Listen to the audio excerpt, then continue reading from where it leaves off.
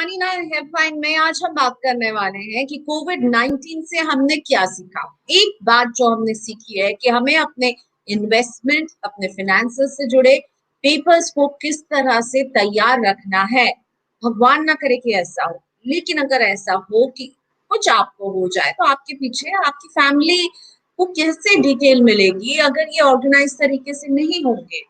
और मुझे मुझे खुद बोलते हुए भी अजीब लग रहा है कि अगर कुछ हो जाए, लेकिन हमें अब थिंक ऑफ द वर्स्ट करना होगा, तभी हम प्लान कर पाएंगे बेटर अपनी जिंदगी को, अपनी फाइनेंसेस को, अपने पैसे को। और आज इसी पर बात करने के लिए मेरे साथ मनी मंत्रा के फाउंडर वीरल भट्ट भी जुड़ चुके हैं। हाय वीरल, थैंक यू सो मच, आपने मनी नाइन हेल्पलाइन के लिए वक्त निकाला। जो पूरे फाइनेंशियल रिकॉर्ड्स होते हैं ना, उसको लेकर हम कई बार केयरलेस हो जाते हैं। हमें लगता है कि हाँ ठीक है, चल रहा है, ठीक है, कर लेंगे, अभी बहुत बिजी हैं, अभी ये कर रहे हैं, अभी वो कर रहे हैं।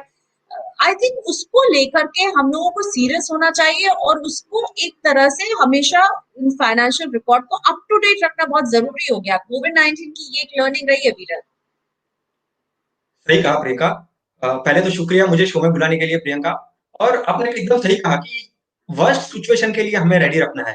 यानी कैसे हम रह सकते हैं कि हमारे जो फाइनेंशियल डॉक्यूमेंट्स हो या जो फाइनेंशियल इंफॉर्मेशन हो उसको एक जगह पर लाने की जरूरत है।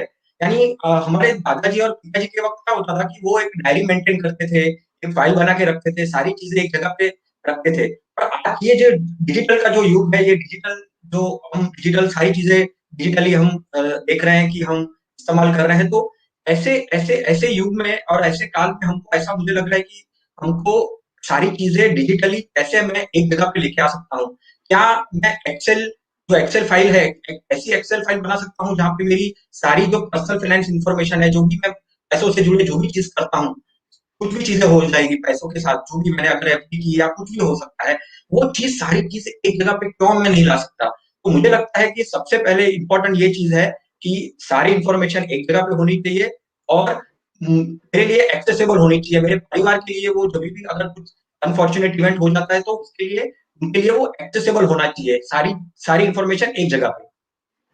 ओके, सारी इंफॉर्मेशन एक जगह रखिए। वीरल कह रहे हैं कि एक्सेल शीट आप बनाकर रख सकते हैं। I think it's a very good idea वीरल, कि हम सब कुछ उसमें डिटेल्स लिख के रखें, सबके पास वो एक्सेस होगा, विच इज वेरी नाइस। कि आप, हम अब वो करते नहीं है ना कि वैसे अपने डायरी में लिख रहे हैं या पूछते हैं कि एक्सेल बना लीजिए। और अगर आप डायरी में लिखते हैं तो एक डायरी में लिखिए, which is a very good idea. लेकिन वीरल, अनफॉर्चुनेटली हमने देखा है इस कोविड-19 के वेव में कई लोग बिछड़ गए, कई लोग फाइट नहीं कर पाए, कोविड से चले गए। और फैमिली बिल्कुल अंधेरे में है कि कहाँ है उनके डिटेल्स, कैसे पता लगाएं। अब बैंक अकाउंट का पता नहीं है, इंश्योरेंस क्या एक था और था, म्यूचुअल फंड में कुछ किया था, उनको आप अभी कैसे मदद कर सकते हैं? क्योंकि मुझे पता है कि आप लोग खुद जितने हैं एक्सपर्ट्स, आप लोगों ने एक ग्रुप बना के लोगों को हेल्प करने की भी कोशिश आप लोग कर रहे हैं। आप उन्हें अभी क्या कहते हैं कि इन डिटेल्स को कैसे निकालें? अ, उसमें प्रियंका सबसे पहले हम क्या देख सकते हैं, क्या या सोच सकते हैं कि बैंक अकाउंट जो चीज होती है ना, उसको पहले बंद नहीं करना है, उसको फ्रीज नहीं करना है। बैंक अकाउंट को चालू रखना है। अगर कोई भी व्यक्ति नहीं रहा, तो उनके फैमिली मेंबर सबसे पहले ऐसा सोचते हैं कि चलो चलो बैंक अकाउंट को बंद कर दे। ऐसा नहीं करना है, बैंक अकाउंट को बंद नहीं करना है, फ्रीज नहीं करना है। क्योंकि बैंक अकाउंट में कहीं ना कहीं जो ट्रांजेक्शन होते हैं, हम अगर एफडी की होगी तो हमको इंटरेस्ट आता होगा। हमने शायद से म्यूचुअल फंड में डिविडेंड ऑप्शन लिया रहेगा या स्टॉक्स में डिविडेंड ऑप्शन लिया रहेगा तो डिविडेंड आते होंगे। राइट, मेरा अगर मैंने लोन ली रखी है तो लोन का ईएमआई जाता होगा। तो जो ये इनफ्लो आउटफ्लो जो है वो बैंक से हमको काफी अच्छी तरीके से समझ सकता है। राइट, तो पहले बैंक अकाउंट को फ्रीज नहीं करना है। और हमारे कितने बैंक अकाउंट है, यानी वो हमको नोट डाउन करके रखना है। मल्टीपल बैंक अकाउंट्स, हमें आदत है कि मल्टीपल बैंक अकाउंट्स ओपन करके रखते हैं, तो एक जगह पे सारी इंफॉर्मेशन हमको रखनी है। और उसके आईडी और पासवर्ड, हालांकि आईडी और पासवर्ड पासवर्ड काफी टाइम टू टाइम चेंज होते रहते हैं, बट आईडी और पासवर्ड जो लेटेस्ट वाला है वो हमको बैंकिंग का रखना है। और वो चीज इंफॉर्मेशन काम आ सकती है हमारे परिवारजनों को। राइट, तो बैंक अकाउंट को तुरंत फ्रीज नहीं कीजिए। मुझे पता है ये मुश्किल वक्त होता है, तब दिमाग नहीं काम कर रहा होता है और इस तरह के डिसीजंस ले लिए जाते हैं। तो बैंक अकाउंट को फ्रीज नहीं कीजिए, क्योंकि उसमें जो फाइनेंशियल ट्रांजैक्शन उसकी डिटेल्स भी आती रहेंगी। Viral, let's move forward to some questions. Prerna Joshi का सवाल मैं लेना चाहूंगी, अंबाला से हैं प्रेरणा। किसी व्यक्ति के गुजरने के बाद उनसे जुड़े इंश्योरेंस पॉलिसीज का कैसे पता लगाया जाए? इनफैक्ट मेरे भी क्वेश्चन का एक हिस्सा था, इंश्योरेंस पॉलिसीज का कैसे पता लगाएं, क्योंकि मौत बताकर आती नहीं है। ऐसे में अब जब फैमिली पीछे रह जाता है तो उस कैसे पता लगाएं? इंश्योरेंस के केस में कैसे देख सकते हैं हम कि अलग-अलग इंश्योरेंस हम लेते हैं। हेल्थ इंश्योरेंस हो गया, mediclaim health insurance, mediclaim life insurance हो गया, एलआईसीज़ के पॉलिसीज़ हमने लिए हुए रहते हैं। तो पहले तो सबसे पहले कि बैंक अकाउंट में हमने जो प्रीमियम भरा रहता है, वो बैंक अकाउंट के स्टेटमेंट्स निकाल कर हम देख सकते हैं कि क्या हमारे अकाउंट से कोई ऐसा प्रीमियम गया है कोई इंश्योरेंस कंपनी के लिए। और एक आज के जैसे मैं शुरू में बता रहा था कि डिजिटल युग में एक बहुत ही एक आसान तरीका आया है, गवर्नमेंट ने इनिशिएटिव लिया है, जो 4 एक ऐसी अलग-अलग सर्विस कंपनीज हैं, रिपोजिटरीज कह सकते हैं उसको, जहां पे जो आपकी फिजिकल पॉलिसीज हैं, उसको आप डिजिटल में कन्वर्ट कर सकते हैं। यानी जैसे कैम्स है, कार्वी है, एनएसडीएल है, और ऐसे जो अलग-अलग रिपोजिटरीज हैं, वहां पे आप अपना अकाउंट ओपन कर सकते हैं और सारी जो भी आपकी इंश्योरेंस पॉलिसीज हैं, कंसोलिडेट करके वहां पे आप एक ई अकाउंट, ई डिजिटल इंश्योरेंस अकाउंट बनाकर आप सारी पॉलिसीज को एक जगह पे रख सकते हैं और उसका बहुत ही सारा कन्वीनियंस पॉइंट भी मिलेगा आपको। आप अपने प्रीमियम कर सकते हैं, फिर आपका जो भी पॉलिसीज के स्टेटस है वो आप वहां पे से पता कर सकते हैं। तो इंश्योरेंस के लिए ये आप अगर नहीं किया है तो कर सकते हैं, और अगर किसी का ढूंढना है और अगर उन्होंने ये चीज नहीं की है तो बैंक स्टेटमेंट हो गया, अगर वो क्रेडिट कार्ड से पेमेंट करते हैं तो क्रेडिट कार्ड का स्टेटमेंट भी निकाल कर तो देख सकते हैं कि क्या उन्होंने कोई इंश्योरेंस का प्रीमियम उनके अकाउंट से गया है कि नहीं गया है। राइट, एक सवाल इसी से जुड़ा हुआ हमारे लाइव ऑडियंस ही पूछ रहे हैं, अभिषेक मॉल ये पूछ रहे हैं कि अगर पॉलिसी पेपर्स नहीं मिल रहे हो, गुम हो गए हो, तो फिर कैसे, क्या ये रिकवर हो पाएगा?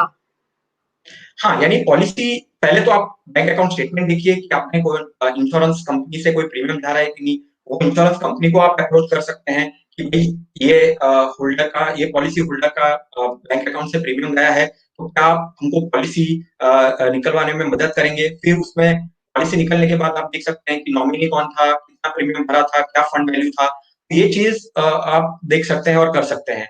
और एक चीज इसमें ऐसी भी है कि सारी चीजें फाइनेंशियल्स अगर आप देखोगे तो कहीं ना कहीं मोबाइल नंबर और ईमेल ये बहुत ही दो इंपॉर्टेंट एस्पेक्ट हो चुके हैं। तो आप मेक श्योर करिए कि आपका मोबाइल नंबर और ईमेल आईडी रजिस्टर्ड हो, और वो वहां से भी आपको काफी सारी इंफॉर्मेशन आपकी ईमेल से, आपके मोबाइल से, एसएमएस से आपको मिल सकती है।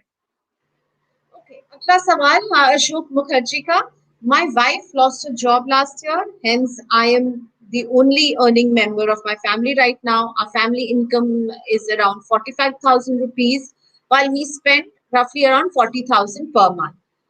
Should writing down daily expenses help me manage my expenses better? In fact, अभी थोड़ी देर पहले हम यही बात कर रहे थे कि आपको कैसे लिखना चाहिए। अशोक को आप क्या सलाह देंगे? Should he write down his daily expenses, Viral? Definitely शुरू में अगर आपने अब तक शुरुआत नहीं की तो मैं कहूंगा कि आप पहले मंथली की पैटर्न कोशिश करिए। हर मंथ में आपके कितने एक्सपेंसेस होते हैं वो आप एक्सेल में नोट डाउन करने की कोशिश करिए। या तो आप डिजिटल एप्स भी ऐसे आ चुके हैं जहां पे आप आपके एक्सपेंसेस को ट्रैक कर सकते हैं, स्पेंडिंग देख सकते हैं, बजट बना सकते हैं। तो ये सारी चीजें आप डेफिनेटली एक्सेल से या तो डिजिटल एप्लीकेशन से आप कर सकते हैं, और जिससे आपका तो ओवरऑल पर्सनल फाइनेंस का जो आपकी जर्नी है वो काफी स्मूथ हो सकती है ये स्टेप्स लेने से। बिल्कुल, और मुझे लगता है कि जब हम लिखेंगे हमारे सामने हो तो हमें पता होगा कि हम कहाँ फिजूल खर्च कर रहे हैं, और अभी ये वक्त है जब फिजूल खर्चों को कम करना बहुत जरूरी हो जाता है। जब आप लिख लेंगे, आपके सामने होगा, आंखों के सामने ना, तो यू विल रियलाइज कि ये शायद इन खर्चों के बिना मेरी जिंदगी चल सकती है, यहाँ पर ये खर्च कम कर सकते हैं। सो अशोक, फैबुलस आइडिया, मुझे लगता है और भी लोगों को ये अपनाना चाहिए कि लिखें। मैंने तो लिखना शुरू कर दिया है, तो और लोगों को भी ये करना चाहिए। Okay, let's move on to our next question. Tushar Ahuja पूछ रहे हैं, very sad, I am really sorry. लिख रहे हैं तुषार कि उनके भाई नहीं रहे, परिवार का जो है वो कैसे पता लगाए कि उनके कितने लोन चल रहे थे, कितने ईएमआई पेंडिंग है, फैमिली को आइडिया नहीं था। सो अब क्या कर सकते हैं ये? दो तरीके हैं उसमें, वापस वही जो मैंने बैंक स्टेटमेंट के बारे में कहा। बैंक स्टेटमेंट में आप देख सकते हैं आपकी अगर, क्योंकि बहुत सारे अलग अलग टाइप के लोन होते हैं, होम लोन हो सकता है, फिर आपने एनबीएफसी से कोई बैंक लोन लिया हो सकता है, पर्सनल लोन हो सकता है, कंज्यूमर लोन हो सकते हैं। तो ये सारी चीजों को ट्रैक करने के लिए तो डेफिनेटली पर्सनल लोन आप नहीं कर पाओगे, बट बाकी जो लोन्स हैं वो आप बैंक स्टेटमेंट से देख सकते हैं कि कोई ईएमआई कभी जा रहा है, कैसे जा रहा है, कितना जा रहा है। और दूसरी चीज एक मुझे काफी अच्छी तरीके से अभी समझ में आया है कि क्रेडिट रिपोर्ट, ये क्रेडिट रिपोर्ट एक ऐसी चीज है कि अगर आप ईमेल आईडी और फोन नंबर और पैन नंबर कुछ ऐसी डिटेल्स देने के बाद आप अपना जो क्रेडिट रिपोर्ट है वो आप निकलवा सकते हैं, और वो क्रेडिट रिपोर्ट में जो आपकी लोन्स की जो आपकी जो लायबिलिटीज है, लोन्स जो है वो उसके बारे में इंफॉर्मेशन मिल जाती है। तो ये चीज भी काफी हद तक काम आ सकती है कि अगर आपको लोन के बारे में जानना है, जानकारी लेनी है कि क्या था, कितना पेमेंट चल रहा था, कौन सी लोन लेके रखी है। ओके, लेकिन विरल एक क्लैरिटी मैं चाहूंगी, अगर कोई जो घर का अर्निंग मेंबर हो वो गुजर जाए और उनके लोन्स अगर चल रहे हो, तो क्या उनकी फैमिली को ही चुकाना पड़ेगा सारा कुछ? क्या आई मीन, अगर वो इस तो पोजीशन में नहीं है, इंश्योरेंस कवर होता है क्या ऐसे लोन्स पे? हाँ हाँ, डेफिनेटली अगर आप देखें तो होम लोन में तो डेफिनेटली इंश्योरेंस कवर प्रोवाइड करती भी है। और एक चीज जो होती है कि अगर टर्म इंश्योरेंस लिया हुआ होता है तो टर्म इंश्योरेंस में भी ऐसा प्रोविजन है या ऐसा समझ में आता है कि जो टर्म इंश्योरेंस का जो पार्ट है वो अगर किसी की अनफॉर्चुनेट इवेंट आता है या मौत हो जाती है, निधन हो जाता है, तो उस वो उसमें आप क्या कर सकते हैं कि जो टर्म लोन का जो टर्म इंश्योरेंस का जो पार्ट है वो आप इंश्योरेंस में से जो लोन में वो पेमेंट के लिए आप लोन जो जितना भी बैलेंस बचा हुआ है वो पेमेंट करने में आप देख सकते हैं। Okay, अगला सवाल, I have made some bad investment in stocks and mutual funds. Should I book losses and move on to some other investments, or should I wait for some time? Is there any way to keep track of my investments on a single platform? ऋषि पूछ रहे हैं, ऋषि Panchal. Right. Loss को book करने के लिए यानी ये सही समय नहीं होगा। आप डेफिनेटली थोड़ा सा वक्त देख सकते हैं स्टॉक मार्केट की मूवमेंट को थोड़ा सा ऑब्जर्व करने के बाद। अगर आपको पैसे की जरूरत नहीं है तो डेफिनेटली लॉस बुक करना सही बात नहीं होगी। और कंसोलिडेशन की जो बात उन्होंने क्वेश्चन कहा, तो एमएफ और स्टॉक्स के लिए तो काफी आसान सा तरीका है। जैसे मैंने कहा, ईमेल आईडी और आपका फोन नंबर अगर रजिस्टर्ड है तो कंसोलिडेटेड स्टेटमेंट निकलता है। वो एनएसडीएल से निकलता है, सीडीएसएल से निकलता है, कैम्स में से भी आप निकाल सकते हो, के फिनटेक से भी आप निकाल सकते हो।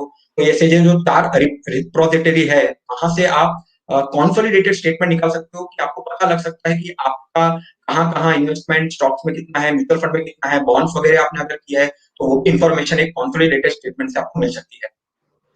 सवाल लाइव लेते हैं, अमीषा धर्मशिका है। फैमिली में डेथ हो गई है, उनके वाइफ को ईपीएफ के बारे में पता करना है, कितना जमा हुआ है, कितनी वैल्यू है, how could we help Amisha Veeran? So Amisha को मैं ये कहना चाहूंगा कि जैसे सारी चीजों में मैंने बताया कि कहाँ ना कहाँ कोई एक टच बेस पॉइंट होता है जहां पे आप वो इंफॉर्मेशन को निकाल सकते हो। वैसे ही गवर्नमेंट ने ईपीएफ के लिए भी एक सर्विस स्टार्ट की है, जो है यूनिफाइड नंबर, राइट। तो यूएएन, यूनिफाइड नंबर जो है वो यूएएन कहते हैं उसको, एक यूनिवर्सल नंबर रहता है, यूनिफाइड नहीं, यूनिवर्सल नंबर रहता है जो जितने भी अपने एम्प्लॉयर से वो मिलता है, और जितने भी आपने जहां पे भी काम किया होगा, जो भी ऑर्गेनाइजेशन में काम किया होगा, सारे ऑर्गेनाइजेशन का जो आपका ईपीएफ है वो एक ही जगह पे कंसोलिडेटेड होके आप वो यूएन से लेकर वो यूएन नंबर जो नंबर दिया जाता है आपको, पहले पीएफ का नंबर मिलता था और वो भी अलग अलग कंपनी का अलग अलग पीएफ नंबर होता था, बट ये सभी को कंसोलिडेटेड करके यूएएन दिया गया है, यूनिवर्सल अकाउंट नंबर। वो ईपीएफ वो जारी जारी करता है और वहां से ऑनलाइन से आप सारी चीजें एक ही जगह पे कंसोलिडेटेड करके देख सकते हैं आपके यूएन के द्वारा। ओके, एक और सवाल यहाँ सत्यजीत गुप्ता का। I was not disciplined with my investment, but during COVID-19, learned my lesson the hard way. Since December 2020, I have invested rupees 20,000 in equity, rupees 10,000 via SIP in mutual funds, and 50,000 in sovereign gold bond. I also invest in PPF and EPF since 2016. Is my current investment planning on the right track? काफी diversified है definitely. ये मैं आपको बधाई देना चाहूंगा कि आपने आपका इन्वेस्टमेंट जो है वो म्यूचुअल फंड में भी सोचा है, स्टॉक्स में भी सोचा है, ईपीएफ उसमें तो हो ही रहा है, सोवरेन गोल्ड में भी आपने कुछ एक्सपोज़र लिया है, तो डाइवर्सिफाइड काफ़ी अच्छा है। बट सबसे इम्पोर्टेंट है कि आपका गोल्स देखिए, गोल्स के हिसाब से आपको कितना आप रिस्क ले सकते हैं, कितना एलोकेशन आपका इक्विटी डेट में होना चाहिए और वो हिसाब से फिर आपका इन्वेस्टमेंट्स का जो प्लान है, वो फ्यूचर प्लान वो आपको देखना चाहिए। Okay, all right, thank you so much वीरल, आपने वक्त निकाला। आई होप हमारी इस बातचीत से आप लोगों को मदद मिली होगी। बहुत सारे इंपॉर्टेंट टॉपिक्स को अपने छूने की कोशिश की। मुश्किल वक्त है, दिक्कत आ सकती है, लेकिन मनी नाइन आपके साथ है, वीरल जैसे एक्सपर्ट्स आपके साथ है। थैंक यू वीरल for joining money nine with us. इसी के साथ हेल्पलाइन में आपसे लेते हैं इजाजत। आई होप आपको कुछ मदद मिल पा रही होगी। कुछ टॉपिक्स जो हमसे छूट जा रहे हैं हमें बताइए, हम उन्हें भी शामिल करेंगे, हमारे एक्सपर्ट्स करेंगे उसमें। आप